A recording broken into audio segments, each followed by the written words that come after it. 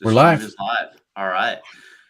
Hey, so we're going to talk a little bit about the incident. What happened yesterday, and we have I'm a sniper. I was in the SEAL teams. Alex is also a former Navy SEAL. He was in the SEAL teams as well.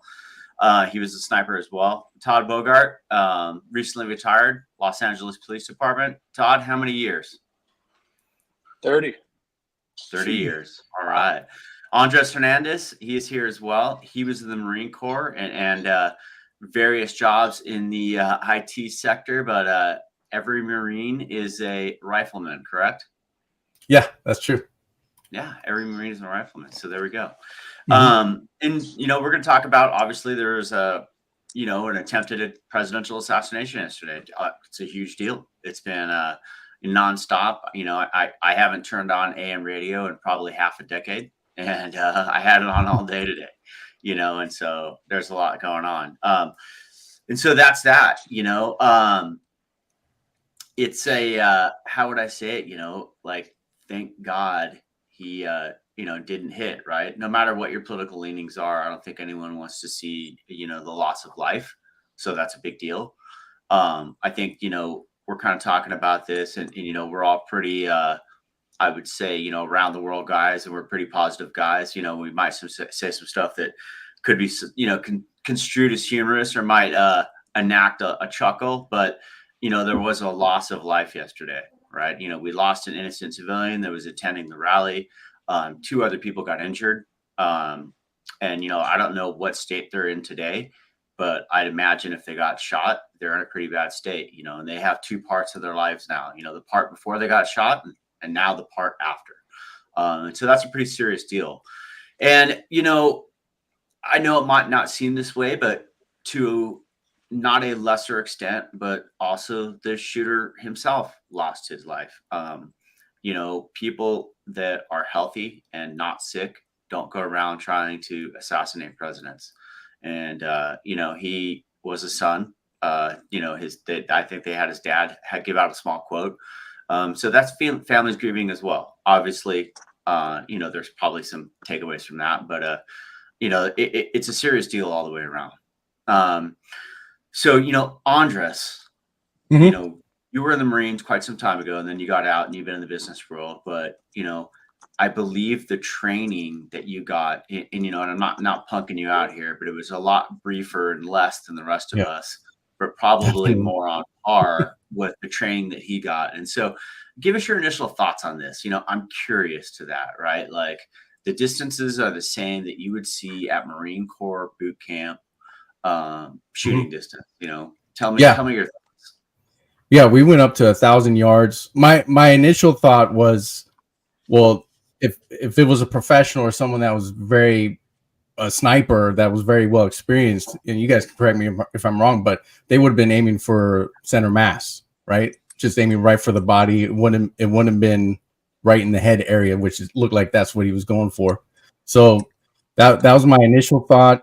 Learning that it was a kid, young guy at 20, he was probably spraying all over the place. And that's what I want to get into today is that not the political aspect or not, it's just this was such a crazy moment that we never think we're going to live through something like this, but it's happened, right? This hasn't happened since Reagan and Kennedy, and it makes you want to look at Kennedy again with a different, like, this was so close to happening. It was a standing target, and he still missed.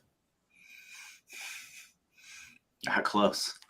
Back to how did It's Kennedy different, happen? Like, really. how If did he Kennedy wasn't happen? turned towards the shooter, then maybe, things would have been different. So, yeah. Yeah. And We're kind of not hearing you perfectly, Alex. Maybe get a little closer to the mic. I don't know. But no, listen, like, yeah, a shot at that distance, yeah, it's center mass, right? A good center mass shot on somebody at that age with an AR-15, even if he had low quality bullets, I mean, that's a kill shot. I would most likely in the upper torso area. He'd be pretty lucky to be alive, although he was pretty insanely lucky yesterday. And so then that kind of like reaches back and lets me think, like, what was he shooting with? Did he have a scope, or was that kid really going for it with iron sights? And for those of you who don't know, a scope is the glass that you would see on top of a rifle, which is a scope, which makes shooting phenomenally easier. And iron sights is what you would see, similar to something out of a movie in World War II, where you're just using like a little thing there you would line up, and then, you kind of shoot from there like that. And so that's, there's a lot of questions there. I think with a scope, even an amateur shooter, he'd probably be able to get on target. But, this kid very well could have bought that gun, maybe never have shot it before, bought it from Walmart, and had the scope totally off center. And, guns are expensive.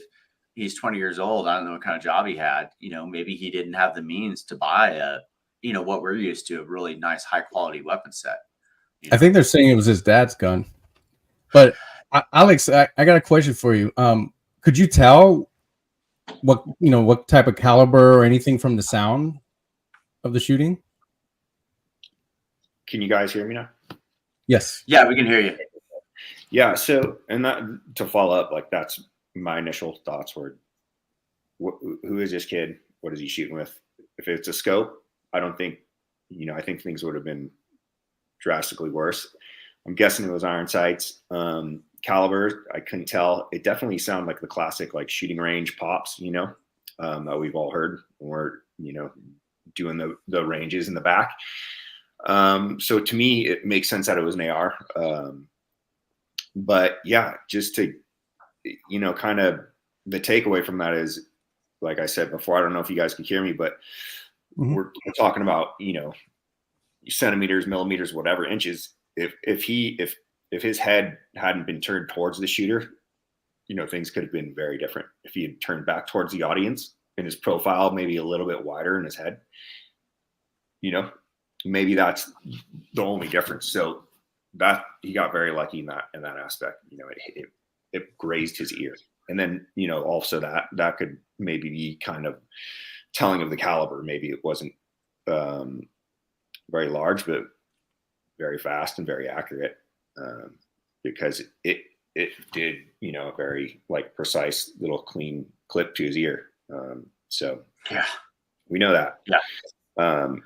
And then that's classic 5.56 right there. Because I think a 7.62 grazes your ear, your whole ear goes with it. It's not grazing your ears, you know what I mean? And so that kind of speaks to the caliber. The sound speaks to the 5.56 pops that we're so used to hearing, and then the accuracy. Yeah. So and then the whole question is, 20 years old, how much experience can you gather through the military at 20 years old? And if who was this kid? And obviously he wasn't in the military, but he was young. And who was he shooting for? Why was he shooting? Where did he get his dad's gun from? And his dad bought it. His dad bought him the gun. Right. And so the whole deal is just like, out in those, states, hunting might be a big deal. And, those guys are just natural marksmen at the age of 14 when they could take hunter safety. So, he might have been a skilled marksman or maybe not, maybe never shooting at all. But those are questions we just don't know.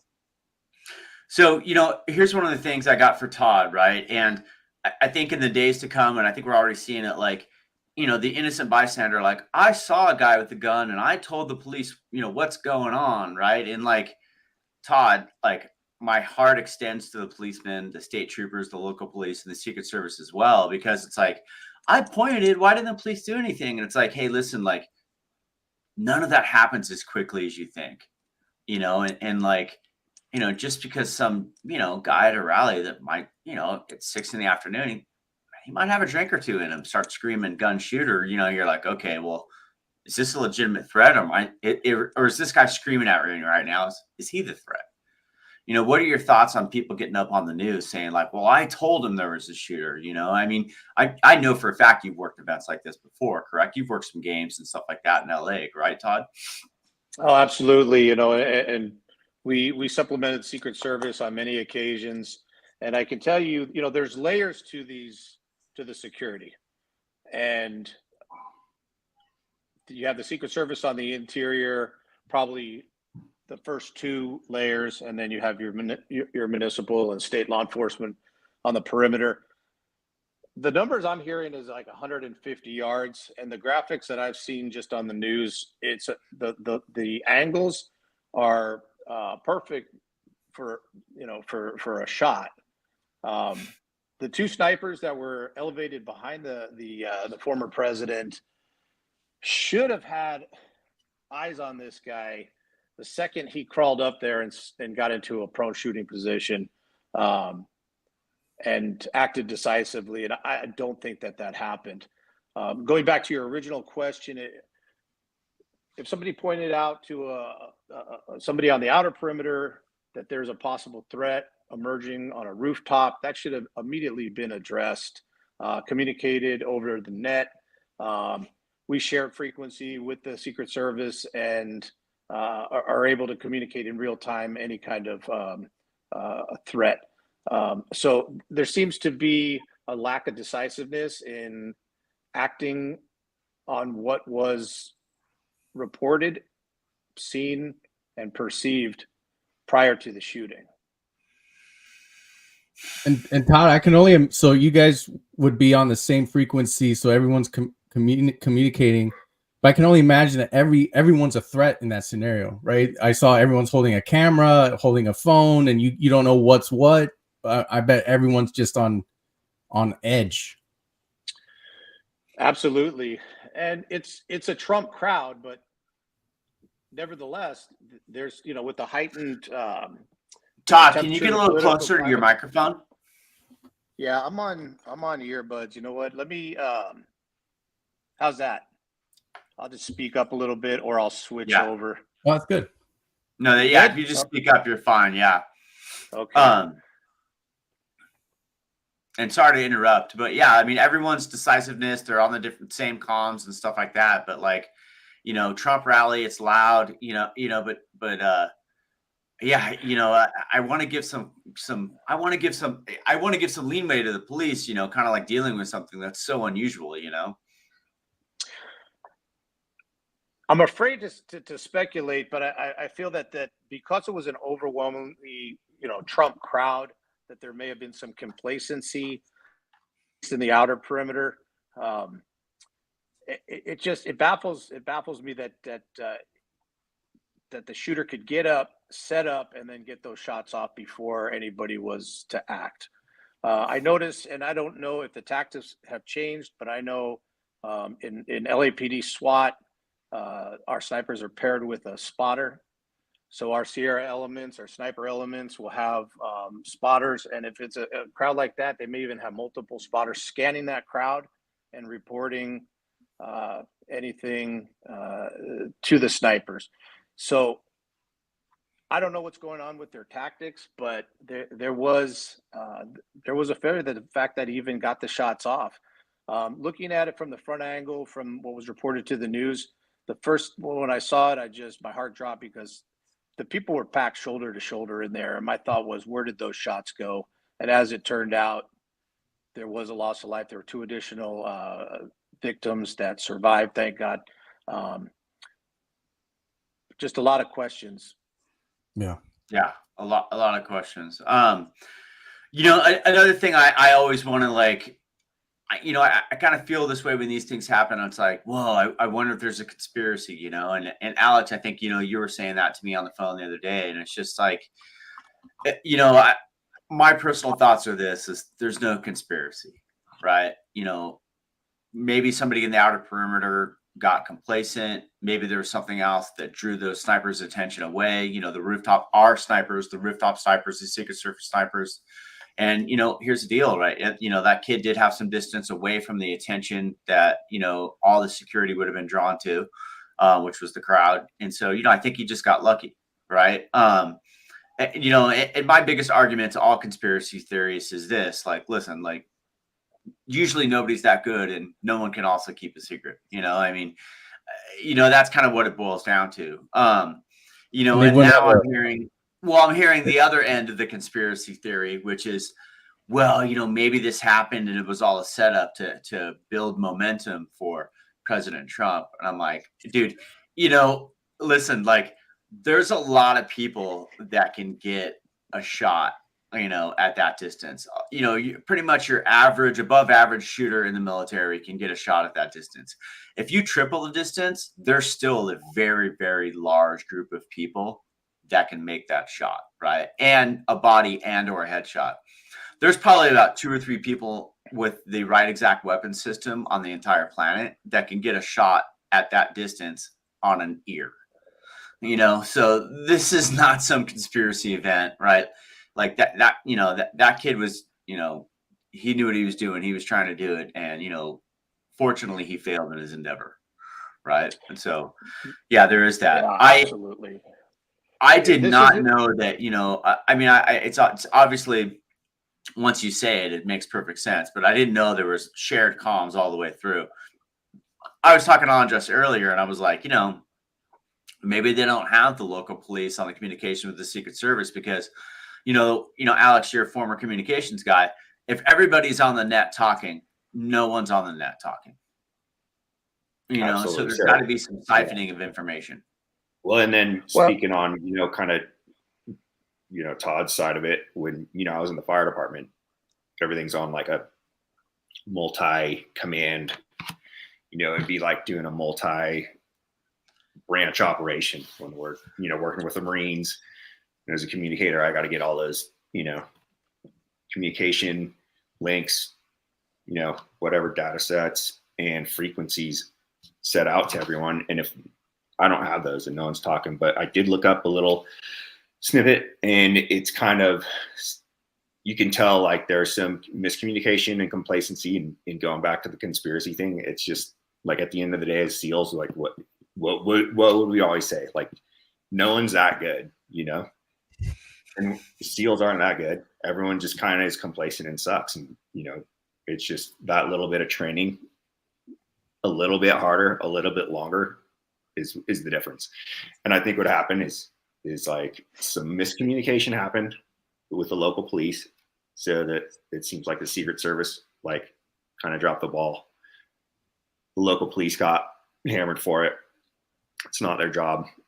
Maybe it was their slack to pick up. They didn't do it. And then the Secret Service didn't follow up with it. And then it just got like that zone just got totally dropped. And that's usually how stuff happens, right? It's just like a lack of communication and the breakdown and then complacency because they're doing this, I don't know, every week. Like, you know what I mean? Yeah. And then that's just what it is. And then I'm sure even to go back and the breakdown of just logistics and supply, all this with COVID, like you got to imagine training took a hit during that time, right? And so they're pumping out people that probably aren't getting like the training reps that were before COVID, and maybe even like newer recruits that aren't is on par because of that. So there's just all these factors, and I think it's just that simple, Well, okay, so I agree with you, right? And let's go into the human element factor, right? Like, if you look at a movie, right? Like, hey, I watched this movie with Navy SEALs in it, and they went on this mission, right? What you're seeing like the 13th, 14th, 15th hour of the day, right? Like, we went to this house, we did an assault, we cordoned, we did an assault inside the house, we pulled security, got everything, settled down, took the guys out, got in the vehicles and left, right? What I just explained happened 12 hours after everybody woke up and found out we're going to do this job.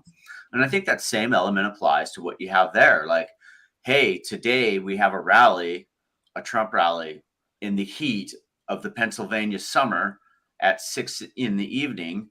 And, what time does the Secret Service get up? I'm sure they've got long days, tons of briefings. They've got to talk to the state, local, the delegates, the campaign staff, right? They've got to do security. They've got to do this whole thing, right?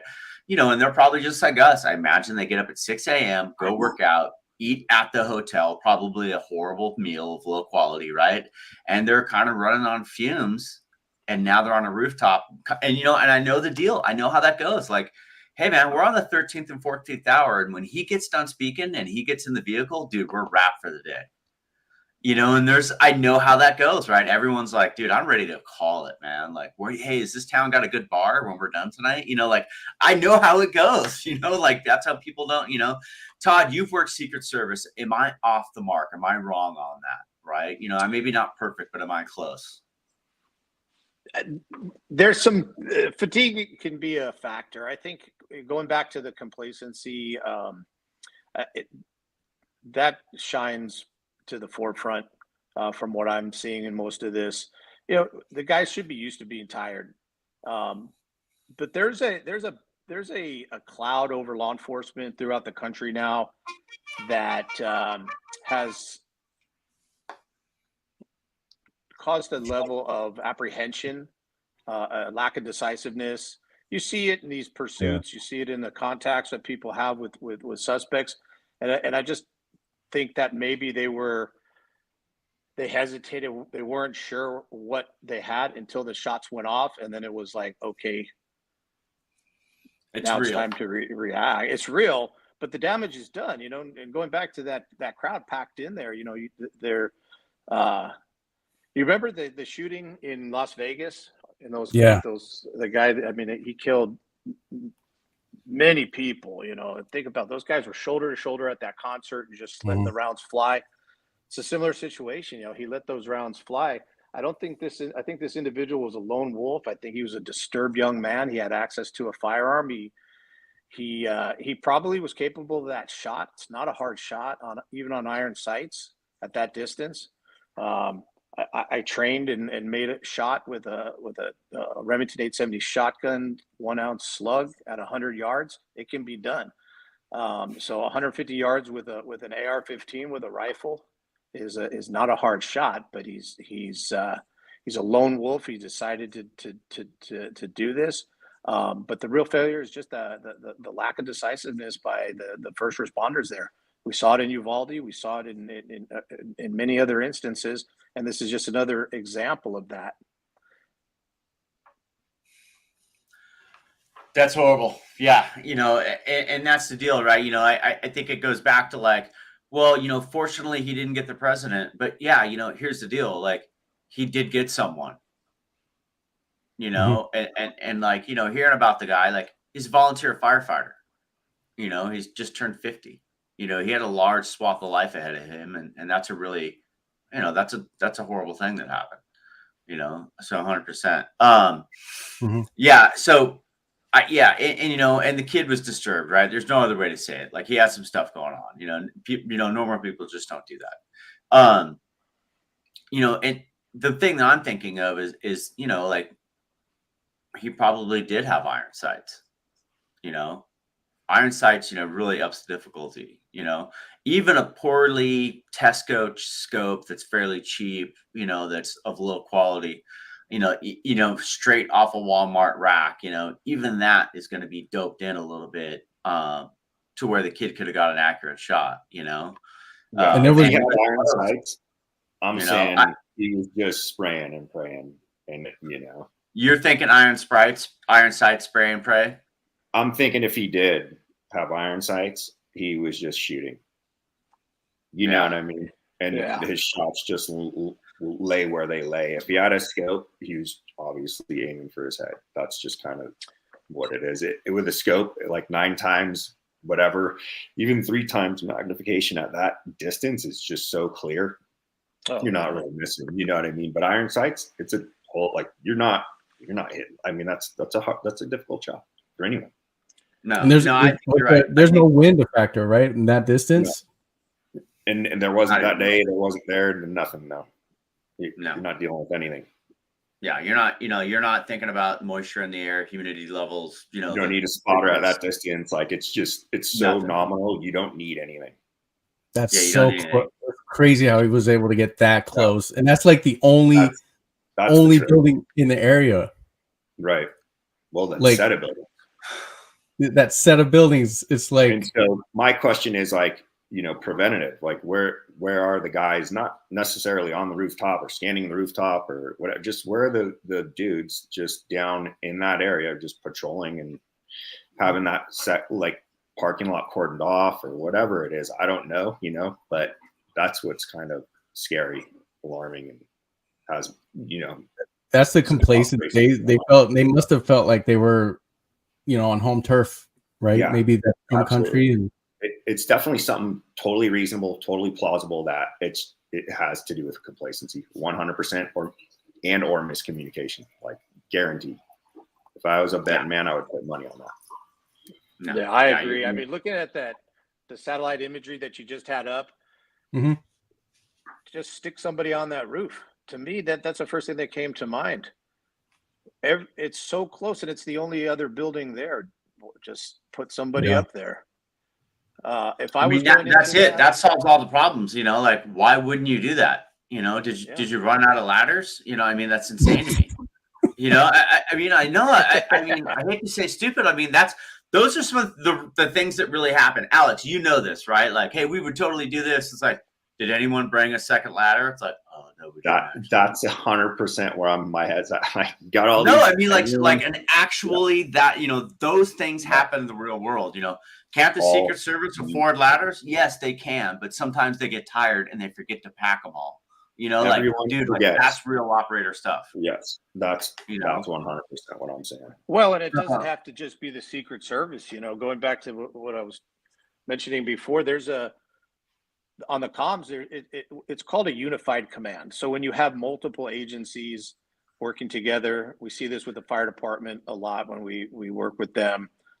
There's a command post that you have a unified command. So all those comms, you may not be on the same net as like the inner Secret Service, but I guarantee you there's somebody at the CP, the command post, a state trooper or a police officer standing next to a Secret Service officer, so that the supplemental security can pass on information to them, and they can filter it and they can act appropriately.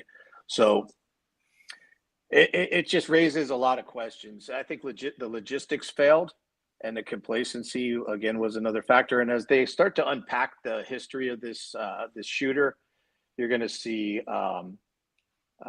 just how inept he was, and just how lucky the former president was. A lot of luck. So Todd, I got a question. I'm not sure how accurate this picture is, but this looks like the snipers that shot back, and it says police on it. So is this Secret Service or is this police, local police? Those should be Secret Service. They often will wear police, Secret Service police, and in their uniform. It's not going to say Secret Service. It'll just say police. Yeah. So their uniformed personnel will say police on it, or it'll say Secret Service and police. A couple of years ago, I worked the Summit of the Americas in Los Angeles and worked with the Secret Service, and they also have echelons of Secret Service personnel. So you have your Secret Service agents. There are Secret Service police that are somewhere in between an agent and like a security guard. They do have federal law enforcement powers, but they don't have the same level of subject matter expertise or training that a Secret Service agent would have, a federal agent, if that makes sense. So these guys that are in uniform, they're part of what's called the CAT team, counter assault team.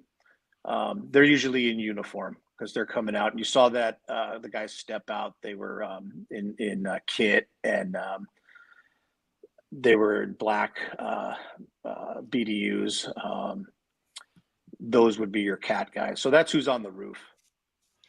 Yeah, because the guys on the roof, there's 3 personnel on the roof after after the shooter had been neutralized, and those guys are different from the last photo that we saw.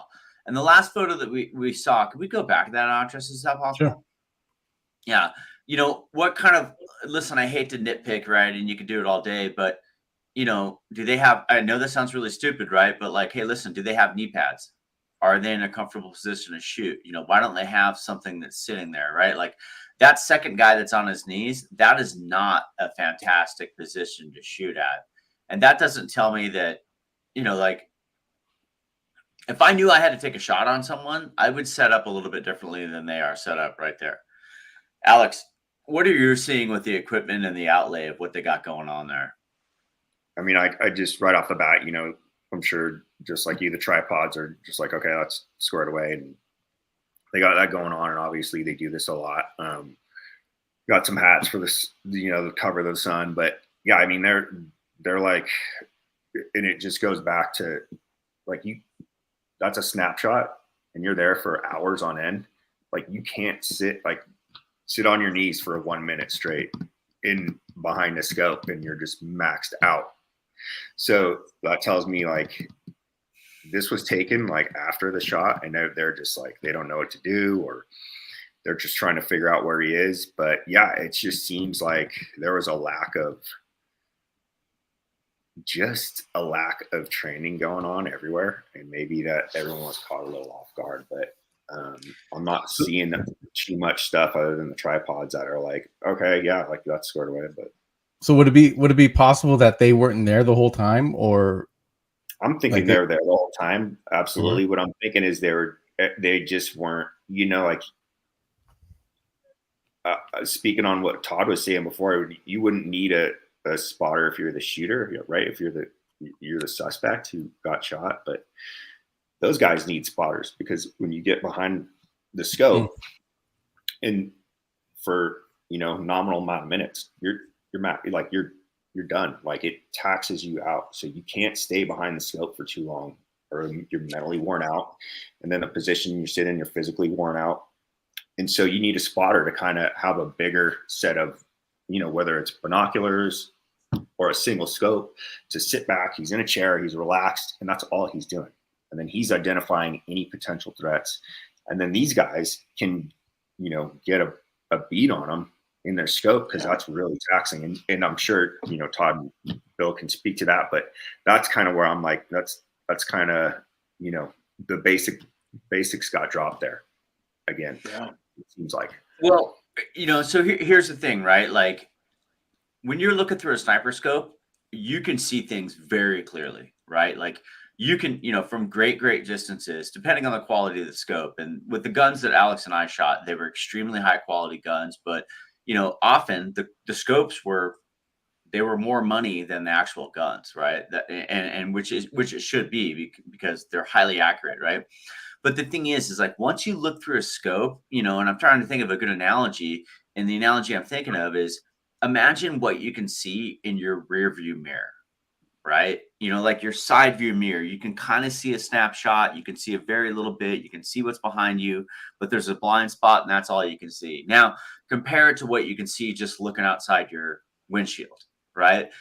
That's why you need a spotter, because a spotter can sit there, he can look at everything that goes around, he can see something suspect and he can see it with the binoculars, but he still has a really heightened sense of awareness. Whereas a sniper is going to be able to look at something like very, very direct and be like, oh yeah, that is a dude with a gun. Like that is definitely 100% it, right? Because those scopes, like, listen, like, you can count the whiskers on people's faces. Like you can legit see someone, but here's the deal. If you're looking at someone's face, you're not looking at the entirety of their body, and you're sure as hell not looking at everything else around. So to be on a scope and only a scope, that guy's got two options: his bare naked eyes, which is not going to see a lot, right? That's not very close, and the ability to see something far away or closer a little bit, but a very small portion of it. So the fact that those two dudes up there didn't have spotters, that kind of blows me away. And also, listen, like, I know it might not seem professional to your average person, but those guys need to be comfortable because their effectiveness falls off a cliff if they're not comfortable, and they don't look very comfortable at all. That second shooter position is ridiculous to me. I can't believe he's in that position. Take that with a grain of salt. I was not there, but yeah, that's not. And for the internet world, the spotter, that's a third person that's kind of has the binoculars that's looking for stuff.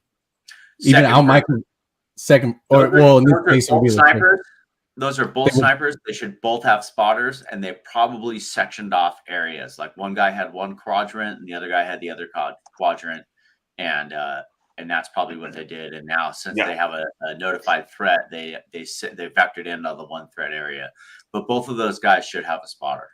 So, like for the layman tuning in, what you'd want to see is someone with a large, like, scope,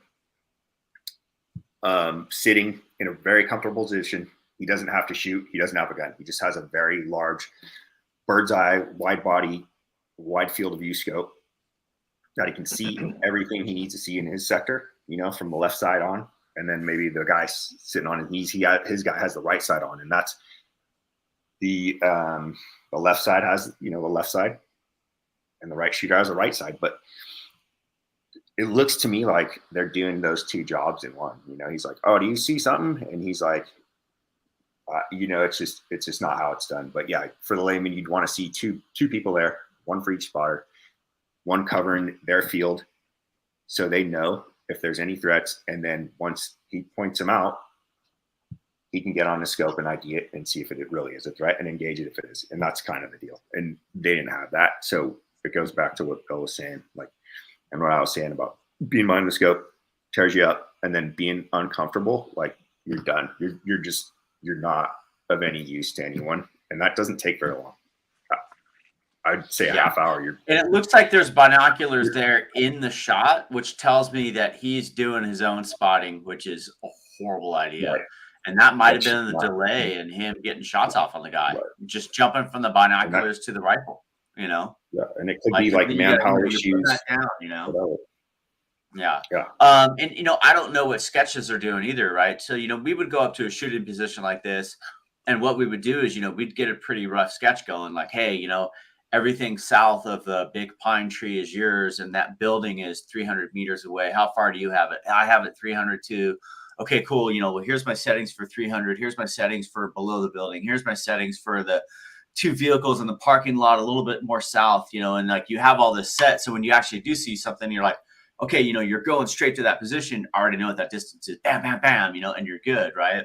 And usually a lot of guys, they'll draw a little as dumb as it may seem, they'll draw a little picture, right? Kind of have it there, right? And, I wonder if those guys, once again, are getting complacent and they're not getting these sketch fields, and here's the deal, right? It's 2024. If your sketch field is literally if it's an iPad, cool. I don't care what you're using, but have something, I used to just draw the stuff on my sleeve, at the end of the deployment, all my camis. This is this is the cool stuff.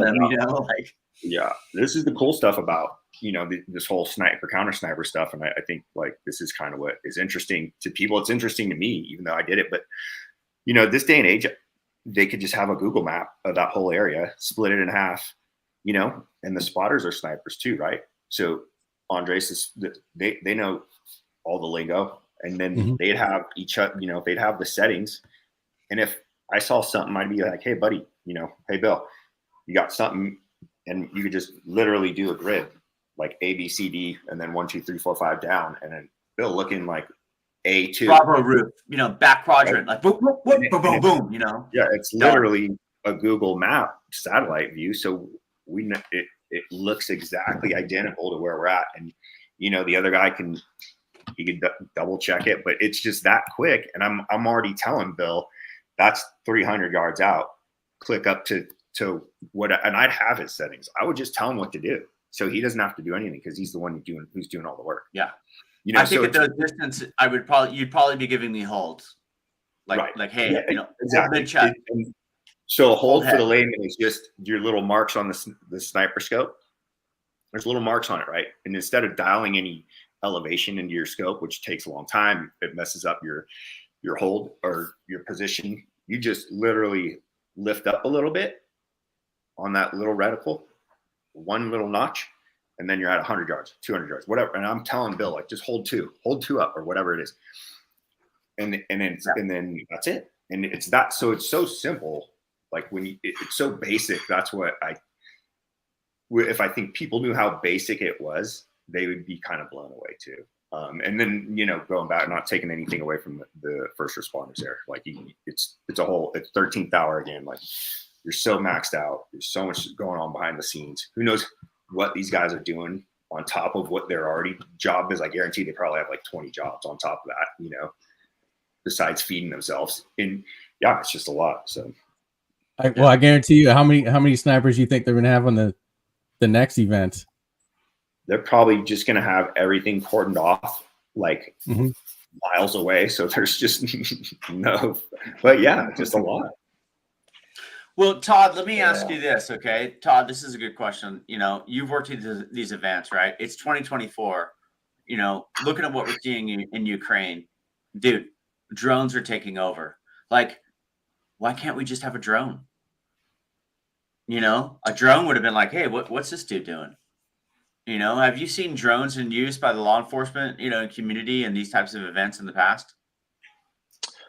Absolutely. And drones can be very effective, but you have to have a human to interpret what those drones are reporting. So usually, then they may have had one. They might have had a drone up there. They might have had multiple ones down with a downlink to the command post that was monitoring the crowd.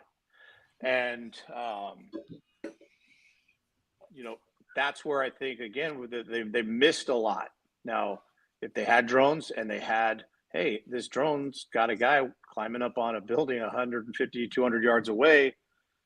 He's taking a shooting position, prone position, or a kneeling position, or whatever.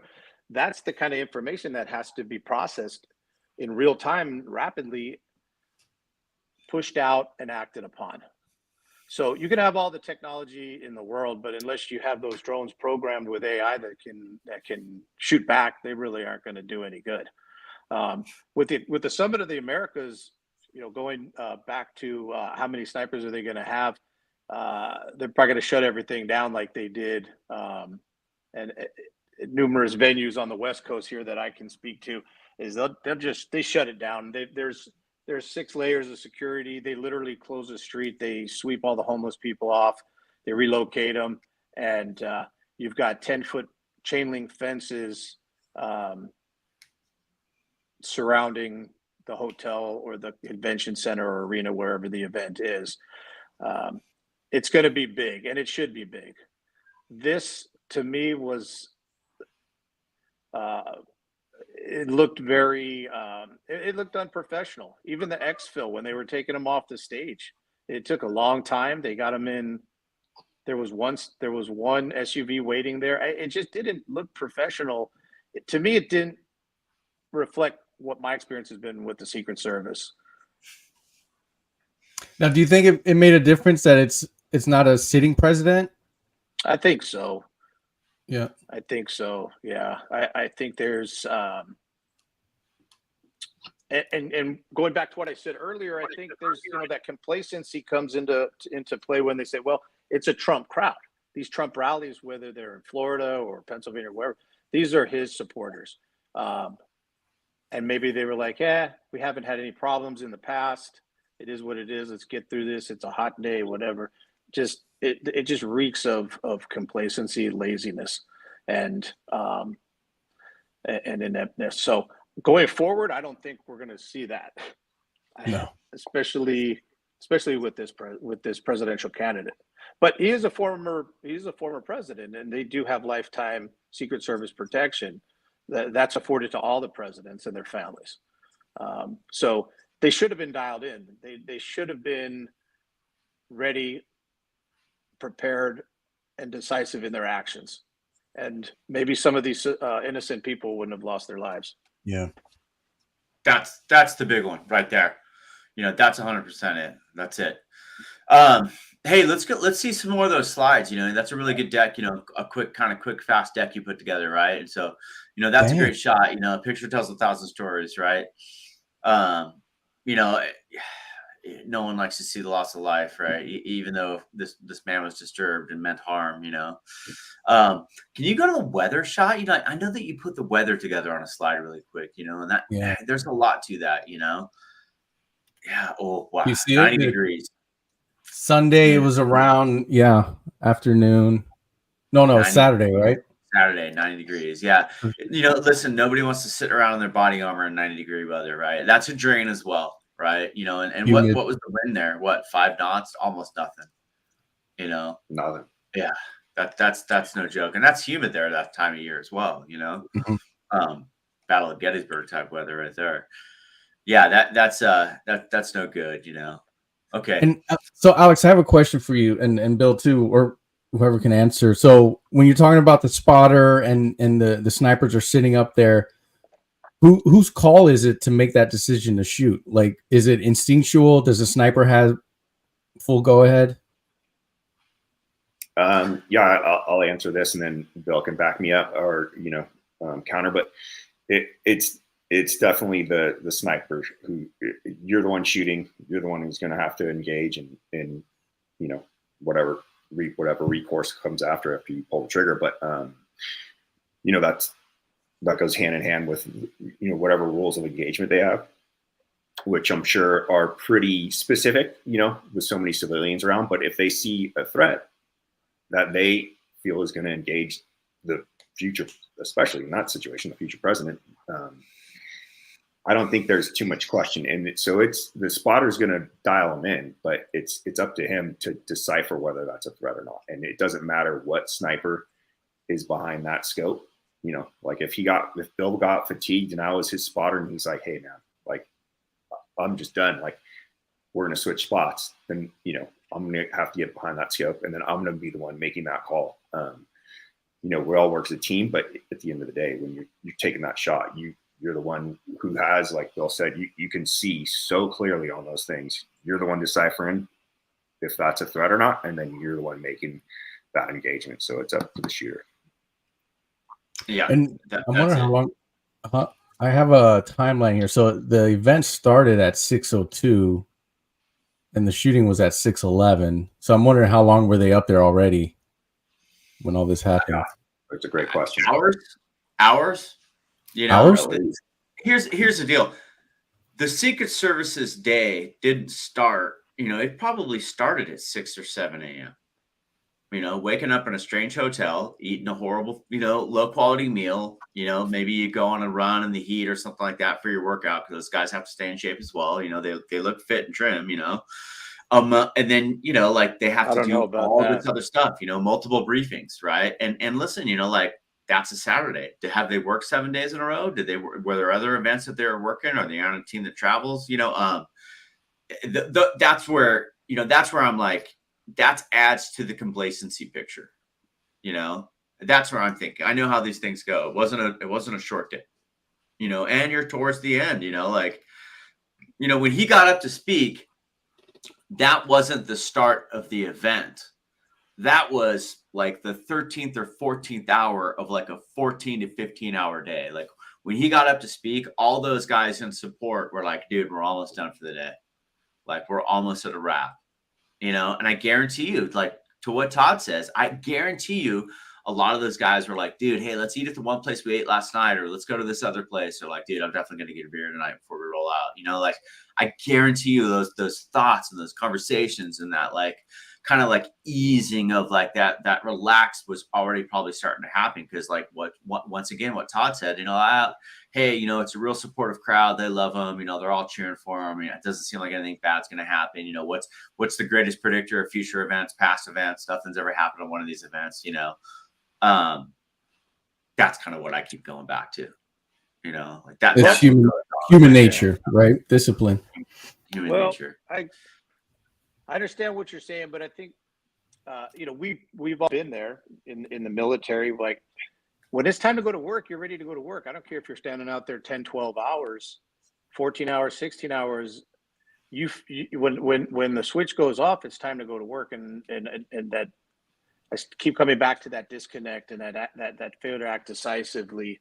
To Alex's point with the shooters and the spotters, all the spotters are snipers too. So if you get that glass fatigue when you just switch out. Hey man, let's switch. You get up, stretch, get on the binoculars, and that redundancy is built in for a reason, for effectiveness. And I don't see that when you have two guys on glass. Bill, you're being very kind because I saw a lot of not so in shape folks out there. So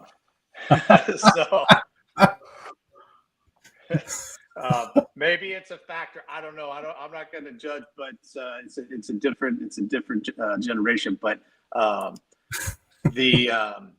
was going to mention the ROEs, that you mentioned, the rules of engagement, and this is something that I can speak to from a civilian law enforcement perspective. It's very different from the military.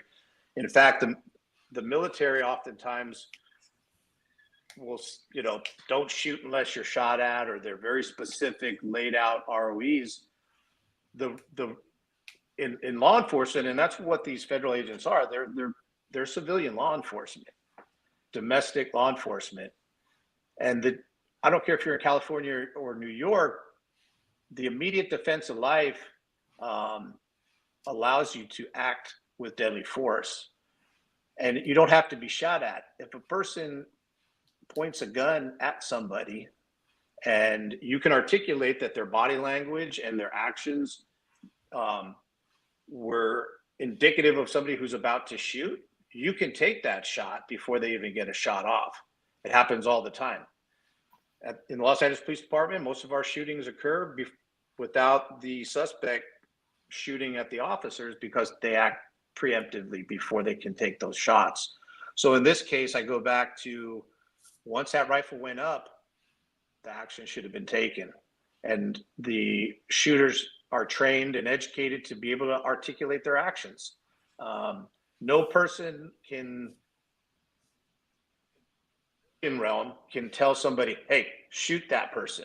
You have to make that individual assessment and decision yourself to use the deadly force. Yeah. Listen, I am trying to be nicer in my older age, as I'm 50, not 30. But I've got to be honest. I did see some video of one of the Secret Service agents taking out their weapon. I'm not gonna say what gender or whatever it is, but I can be very honest with you, right? Like, that agent's handling of their weapon was horrid. They took their weapon out, and she was trying to put it back into her holster, and she couldn't get it back under her holster. And then she switched ownership of the weapon. She switched it to her other offhand. And that complete and utter lack of comfortability and awareness of your own kit that you wear, and you're depending to keep yourself alive and others alive with, that person needs to be immediately removed from that position that they're in. You cannot holster your weapon. Like, it's totally you got to go. Like, you got to find another job. I noticed that immediately. And what I would say to that, though, it goes back to training, though, because who is allowing that to take place? And from what I understand, that's his team.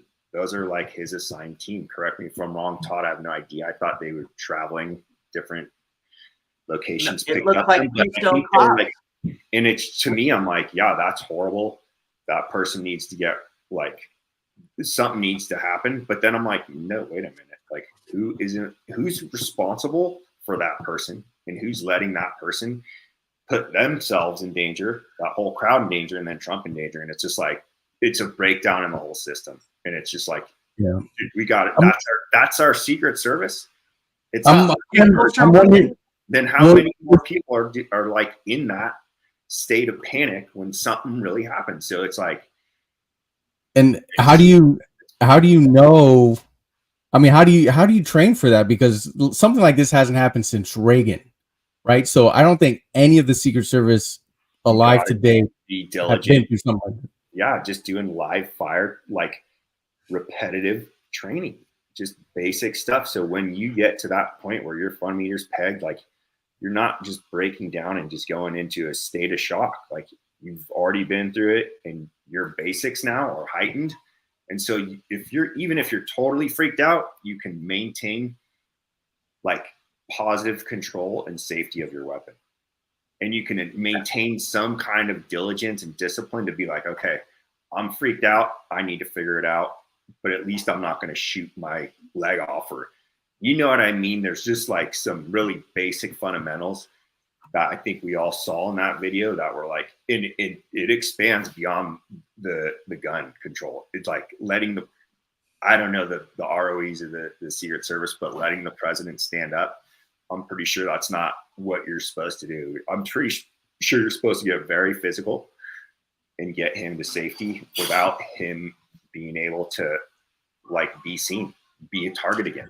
I mean, That picture of him with the blood on his face, with his fist in the air, If I was Secret Service, I would resign immediately. One, I would be like, if I was on that in team, charge of that group, I'd I'd be be like, how the hell was he able to be a target again and stand up and wave his fist for a second and say, fight, fight, fight? Like, there's no way I would have let that dude come to his knees. That whole scenario should have ended right after that shot. Like, we should have never seen Trump again.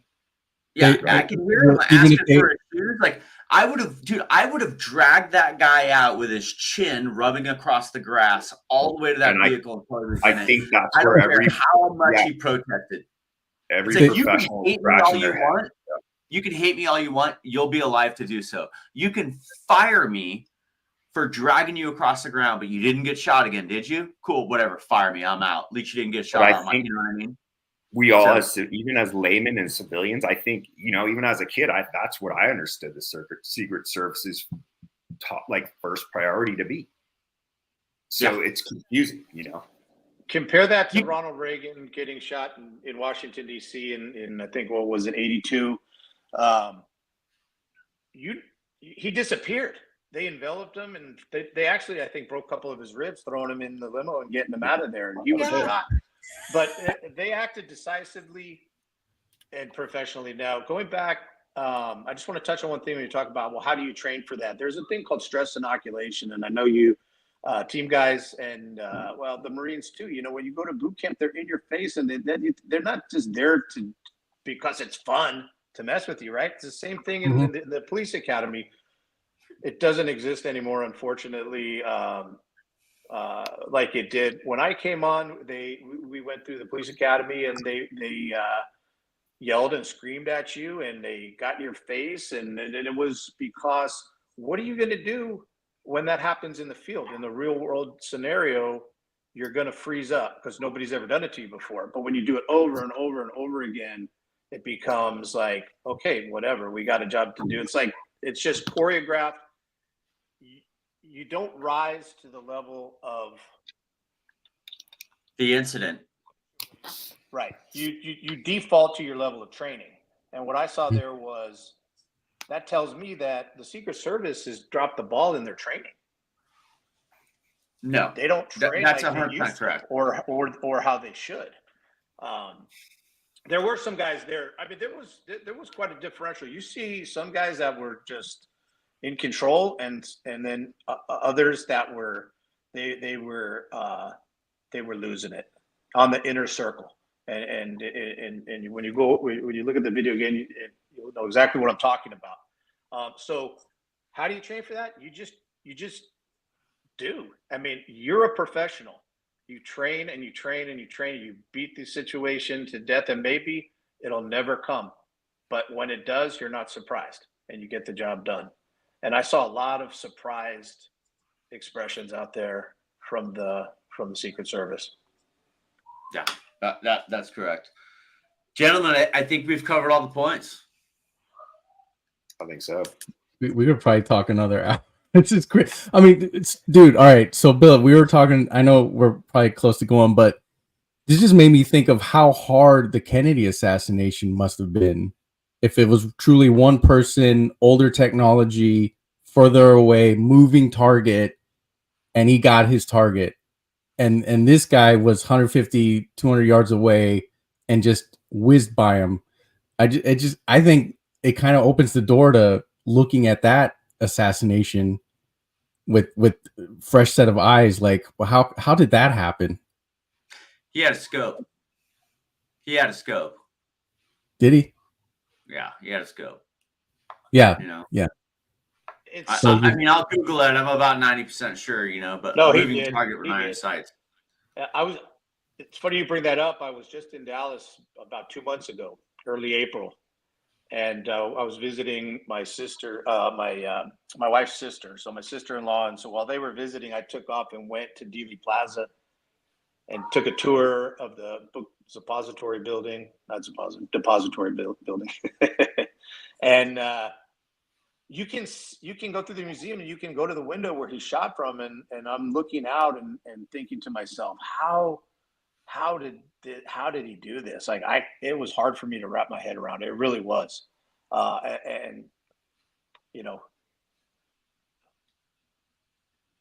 Yeah. it begs the question. No, it is. It is. Yeah, that's it. That's all I got. I'm fresh out, Guys, gentlemen, thank you, everyone. Does anyone ever have any last points? No, good to see you Guys, I guys. really appreciate it. You know what? It's always great to be able to hang with Bill for a little bit. And nice meeting you both. Thanks for having me. Nice Yeah, meeting y'all. thanks for- Hey, let's give a quick just acknowledgement to all those guys who are working hard out there, even though we're critiquing them up and down and all that. Yeah. Those are long days, and they're out there just trying to do what they think is the right thing to do. So good on them. Yeah, they made some mistakes, but they're doing the best. And my heart also goes out to them because I'm pretty sure they haven't slept a lot between then and now. No way. So just that's all. Keep it up. Yeah, 100%. Thanks for having me on, guys. And our thoughts to the family as well. Okay. That's it. And hey, listen, for your check time, out guys. Patton at all his times. Look at what we got going on. We are trying to aid the world in a better way. Okay. That's it. That's it. Thanks, Please, guys. Hey, guys. Keep it awesome. Good night. Bye.